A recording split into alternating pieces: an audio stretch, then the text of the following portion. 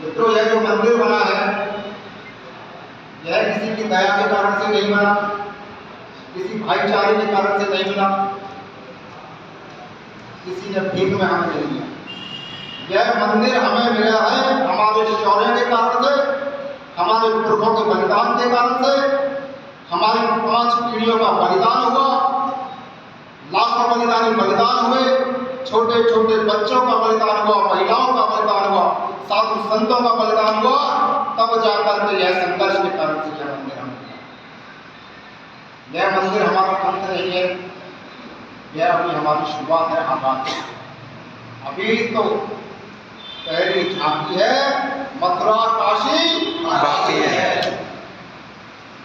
मित्रों, मंदिर हमने बना लिया, लेकिन बार बार यह प्रश्न उठता है कि यह मंदिर क्या हिंदू समाज ठीक से रख पाएगा, इसकी सुरक्षा कर पाएगा? हम लोग टीवी पर देखते हैं, मौलाना आकर के धमकी देते हैं कि जब हमारी संख्या बल ज्यादा होगी, जब हम सत्ता में होंगे तो मंदिर को तोड़ देंगे। एक हैदराबादी बदमाश बड़े भाई का कुर्ता छोटे भाई का पजामा पहनकर बोलता है कि हम आने वाली पुश्तों को बताएंगे कि यह मंदिर हिंदू समाज ने मस्जिद को तोड़ करके बनाया। मैं उस बदमाश को 2 टके के गुंडे को बताना चाहता हूँ, तुम अपनी पुश्तों को बताओगे तो क्या हम अपनी आने वाली पीढ़ियों के गुंडे गुड़ियों की कहानियां सुनाएंगे? जब हम उन्हें बताएंगे अयोध्या, मथुरा, काशी सहित हजारों मंदिरों को तुमने तोड़ा, लाल किला भी हमारा था, जामा मस्जिद भी हमारी थी, कुतुब मीनार भी हमारी थी, और जहां तुम हज के लिए जाते हो वह काबा का, वह भगवान मक्केश्वर महादेव का मंदिर भी हमारा था। और जब हमारी पीढ़ियां उस मंदिर को लेने के लिए संघर्ष करेंगी तो तुम्हारी आने वाले समय में क्या हालत होगी? मित्रों, इस प्रकार की धमकियां हमें सरेआम सोशल मीडिया पर दी जाती हैं, न्यूज चैनलों में दी जाती हैं, लेकिन ऐसे मौलानाओं के खिलाफ में कोई कार्रवाई नहीं होती। हमारी धार्मिक यात्राओं पर पत्थर मारे जाते हैं, हमारी जलाभिषेक यात्राओं पर पत्थर मारे जाते हैं, हमारे हनुमान जयंती के रथों पर पत्थर मारे जाते हैं, हमारे रामनवमी के रथों के ऊपर पत्थर मारे जाते हैं। कई बार देख करके ऐसा लगता है कि हम भारतवर्ष में रहते हैं या पाकिस्तान, अफगानिस्तान के अंदर रहते हैं। पिछले कई वर्षों से हम लोग देखते चले आ रहे हैं बंगाल के अंदर के दृश्य, हरियाणा में अभी पिछले दिनों जलाभिषेक यात्रा के ऊपर हमला हुआ, लाखों गाड़ियां फूंक दी गई। जब यह हमला होता है तो हमारी सरकारें सो रही होती हैं। अभी कर्नाटक के अंदर आप लोगों ने देखा होगा, हनुमान चालीसा को लेकर के विवाद हुआ था। हमारे सारे हिंदू योद्धा वहां पहुंच गए, जगह जगह टीवी चैनलों पर दिखाया गया, हनुमान चालीसा के पाठ हुए कर्नाटक के अंदर। लेकिन यह सिलेक्टिव अप्रोच होती है, यह बड़ी खतरनाक है मित्रों।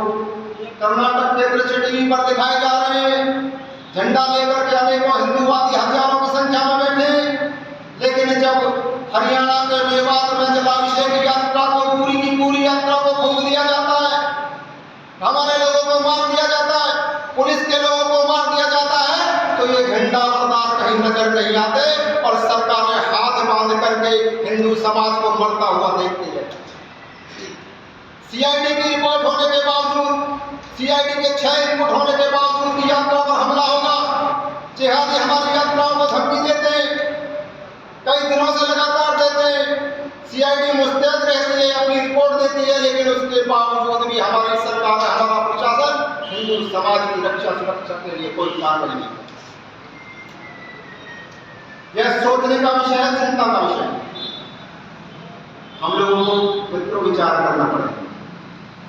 कोई भी सरकार हमें सुरक्षा नहीं देगी, कोई भी प्रशासन हमें सुरक्षा नहीं देगा। हमें सुरक्षा देगा हमारा पुरुष, हमारा हिंदुत्व का नौजवान, हमारा हिंदुत्व के नौजवान के पुरुष को हमें जगाना पड़ेगा। जहां जहां हिंदुत्व के लिए नौजवान खड़ा होगा, वहां यात्राओं पर हमला नहीं होगा। लेकिन जब यात्राएं सरकारों के भरोसे चलेंगी तब हिंदू समाज के ऊपर हमला होगा। और ऐसी स्थिति आने में, हरियाणा के अंदर में स्थिति आने में कोई ज्यादा वक्त नहीं है, जैसे जो स्थिति आज कश्मीर के अंदर में। हमें सोचना पड़ेगा हम किनकी संतान है, हमारा क्या था पूर्व में, क्या थे हम लोग। हम महाराजा पृथ्वीराज चौहान के वंशज हैं जिन्होंने मोहम्मद गोरी को उसके घर में जाकर के मारा। हम बप्पा रावत के वंशज हैं जिन्होंने मुसलमानों को अफगानिस्तान अरब तक खदेड़ा था और 300 वर्षों तक इस भारतवर्ष के अंदर उनकी आने की हिम्मत नहीं। हम हरि सिंह नरवा के वंशज हैं जिनकी तलवार की हुंकार की डर से अफगानिस्तान के मुसलमानों ने सलवार पहनी थी। उस पौरुष को हमें जागृत करना पड़ेगा और जिस दिन हम उस पौरुष को जागृत करने का काम करेंगे, एक दिन वह फिर से इस सारी दुनिया के अंदर सनातन धर्म का डंका बजेगा। वीर हिंदू विजेता हिंदू के माध्यम से हमें नौजवानों को संगठित करना पड़ेगा। गांव गांव में जाकर के हमें समितियां खड़ी करनी पड़ेगी, वार्ड वार्ड में जाकर के हमें समितियां खड़ी करनी पड़ेगी। भिन्न भिन्न संगठन के द्वारा किए गए कार्यक्रमों के माध्यम से हमें युवाओं को जोड़ना पड़ेगा। और जिस दिन वार्ड वार्ड में इस देश के 1 लाख गांव के अंदर हमारी समितियां बनेगी, हमारी हनुमान चालीसा केंद्र चलेंगे, उस दिन इस देश की धरती के ऊपर किसी रथ यात्राओं के ऊपर पत्थर मारने की बात को छोड़ दो, उनकी तरफ टेढ़ी निगाह से देखने की किसी की हाथ नहीं है। आज गौ माता के रक्त बहता है, 50,000 से ज्यादा गोवंश की हत्या हमारे उठने से पहले प्रतिदिन हो जाती है। एक समय ऐसा था कि गौ के रक्त की एक बूंद भी धरती पर गिरती थी तो तांडव हो जाता था। लव जिहाद में हमारी बहन बेटियों को फंसाया जाता है। हमारी बहन बेटियों के ऊपर जब अत्याचार होता था तो महाभारत करा दी जाती थी। लेकिन आज स्थिति एकदम दुर्भाग्यपूर्ण हो गई है। क्यों? हमने अहिंसा को तो याद रखा मित्रों, अहिंसा परमो धर्म को याद रखा, लेकिन उसको भूल गए अहिंसा परमो धर्म तथा धर्म हिंसा तथेव। धर्म की रक्षा के लिए हिंसा करनी पड़ेगी हमें शास्त्रों को याद रखा लेकिन शस्त्रों को भूल गए।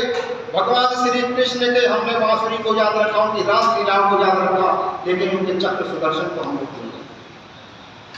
हमें भगवान श्री राम के आदर्शों को याद रखना पड़ेगा, उनकी मर्यादा को भी याद रखना पड़ेगा, उनके धनुष को भी याद रखना पड़ेगा।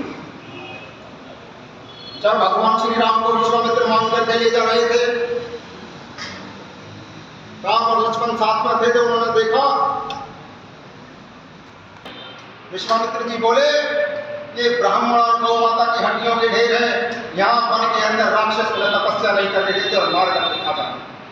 तब भगवान श्री राम ने दोनों हाथ ऊपर करके प्रतिज्ञा ली थी, जब तक इस पृथ्वी को राक्षसों से विहीन नहीं कर दूंगा तब तक मैं चैन से नहीं बैठूंगा। और इसी के कारण से उन्होंने वनवास को धारण किया। लंका से, अयोध्या से लेकर लंका तक जितने भी राक्षस उस क्षेत्र के अंदर पड़ते थे, उन सब का संहार किया, रावण का संहार किया, तब जाकर के वो गद्दी पर बैठे। आज वही प्रतिज्ञा हमें करने की आवश्यकता है।